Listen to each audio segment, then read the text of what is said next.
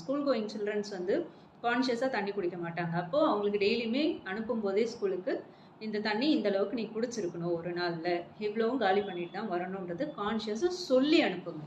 அப்படி வரும்போது ரிட்டன் வராங்களா அவங்க ஸ்கூல்ல இருந்து, அப்போ உடனே கேளுங்க, இந்த தண்ணி நீ குடிச்சியா, ஃபுல்லாக குடிக்க முடிஞ்சதா, எவ்வளோ குடிக்க முடிஞ்சதுன்றதை அதை மானிட்டர் பண்ணுங்க.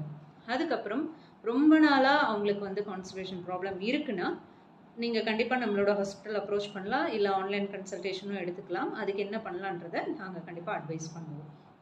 அதை தாண்டி இந்த ஜங்க்ஸ் அண்ட் பேக்கரி ஐட்டம்ஸ் எல்லாம் நீங்கள் கொடுக்க குழந்தைங்களுக்கு தொப்பை போடுறதை பார்க்க முடியும். ஆள் மேபி மெலிஞ்சிருப்பாங்க, பட் வயிறு பகுதி மட்டும் பெருசாக இருக்கும். காரணம் என்னென்னா அவங்களோட டைஜஷன் ப்ராசஸ் வந்து ஏதோ ஒரு வகையில் ஹேம்பர் ஆகிருக்குன்னு தான் அர்த்தம். அடுத்து தேவையில்லாத ஃபுட்டு உள்ளே போயிருக்குன்றது அர்த்தம். ஸோ இது ரெண்டுத்தையுமே நார்மலைஸ் பண்ணணும். அதுக்குமே வந்து நீங்கள் வீட்டில் என்ன தவறு பண்ணிட்டு இருக்கீங்களோ அதை சரி பண்ணாலே ஓரளவுக்கு சரி